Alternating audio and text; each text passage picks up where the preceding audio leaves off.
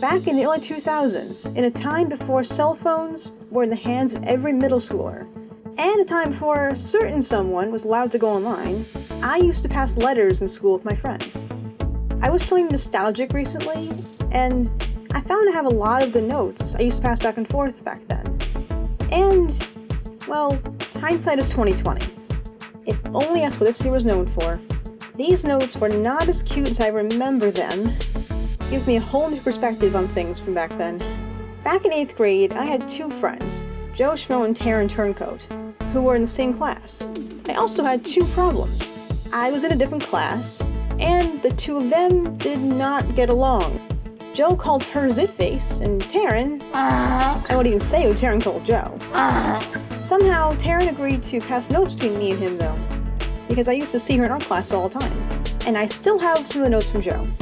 This all happened before Diary of a Wimpy Kid was published, and I must say, Joe would have given Greg a run for his money. Instead of a journal to write to, Joe had me. This is not a diary, it's a journal. Filling dozen letters with talks about losers, morons, nerds, and jerks. I'm stuck in middle school with a bunch of morons. Drama I completely forgot about until I reread these letters. They often centered around me and what he called a grudge triangle. We could have had our own plot right on Degrassi, let me tell you. Lexi, the people here are losers, and they're clearly just jealous of us for being best friends. I've decided that Tyler Baloney is my new rival. He was staring daggers at everyone today. When I say Tyler is my rival, I only mean it mildly. Everyone wanted to read your note to me today. My luck had finally changed. That jerk Tyler swiped your letter from right off my desk, and Taryn and me both had to smack him until he took the hint and let it go. Then Taryn's, look at me, I'm Taryn's friend, Mandy, she didn't really say that, thought she was privileged enough to read the note. We couldn't chastise her because she's friends with both of us. Your fat, poke-faced ex-friend Courtney Cutloose is a terror. Today I did some undercover work, and sat next to her on the bus. Oh no, trust me, I know exactly how to play it. I asked her if she knew Lexi Conjures, and she said, why, are you her friend?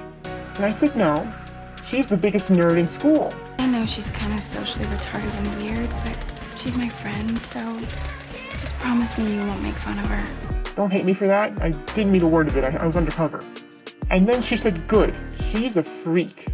Next day, Courtney sat next to me on the bus, and she said, everyone says you're dating Lexi Conjures. And I said, no, all sarcastic. When is that tired old rumor gonna die anyway?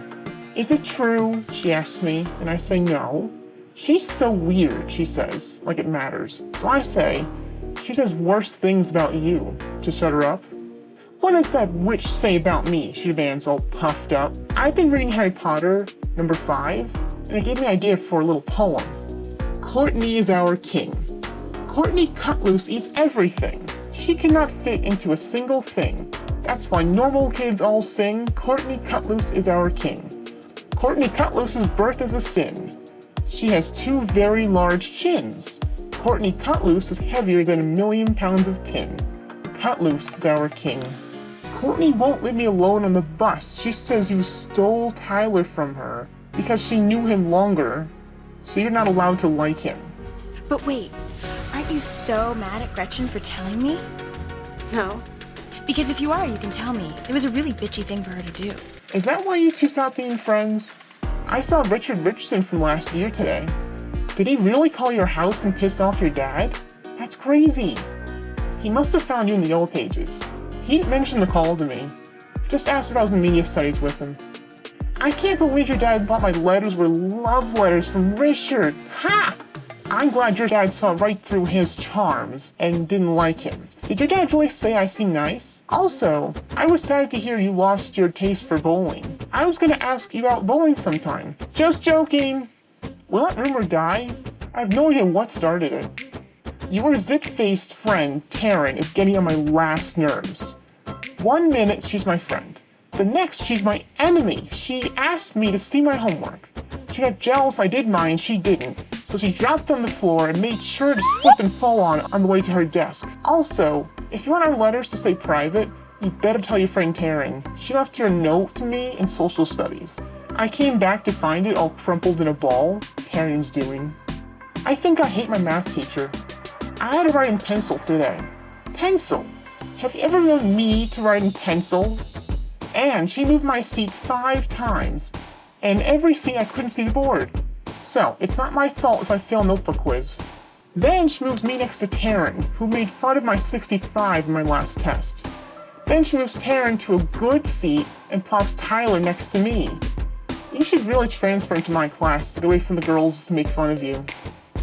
I came up with a new name for those girls. The Gorilla Girls, because they're so big and ugly and mean. I swear, one of them picked me up and dangled me once, and I was shaking after. Make your move! She's a girl. Where do I grab her? I can't believe this grudge triangle we have going on with me, you, Courtney, and surprisingly Tyler. I really hate middle school, Lexi. It's the worst. Hardly anyone is normal around here, if anyone is. Then middle school is the dumbest idea ever invented. Everyone is jerks and losers except us. Joe Schmo, 9:05 p.m., 11/22/2006. Up until I read his letters, I think I blocked out so much of this because I didn't even remember Tyler was in class with Joe. I do remember the whole drama between me and Courtney, though. She apparently stopped being friends with me because she thought I liked Tyler in 6th grade, but I was only friends with him. I had a lot of guy friends back then. Funny thing is, back in 8th grade, when I got this letter from Joe, I thought Courtney stopped being friends with me because I wasn't cool enough for middle school. For someone not cool, I had a lot of people talking about me, apparently. Keep in mind, I wasn't even in this class at the time. I did eventually transfer into Joe and Taryn's class, to get away from the group of bullies in my original class. I should transfer into my best friend Sandra's class instead, but we didn't know each other as well back then. It's strange looking back on this now, since I'm not friends with Joe or Taryn anymore. We had a pretty spectacular falling out when we all started college. Take that fake apology and shove it right up your hairy... But that's a video for a different day. I'll say this though, since that falling out, I do notice there's a lot less drama in my life. Hard to tell if I can blame this on junior high hormones, or if my friendship with Joe and Taryn caused a lot of it. My memory of a lot of this eroded into Swiss cheese at this point. Cheese Dutch. So it's hard to tell. But it's something to think about. Anyway, I dug into this and even talked to Sandra about it all. And I can promise you I have a lot of stories I can tell you from this time in my life. In fact, I guess as an artist, the best I can do with it all is try to make funny stories out of it, to make funny stories out of my ancient pain.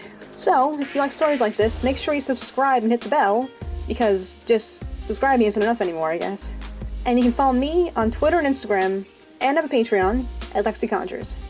Bye guys.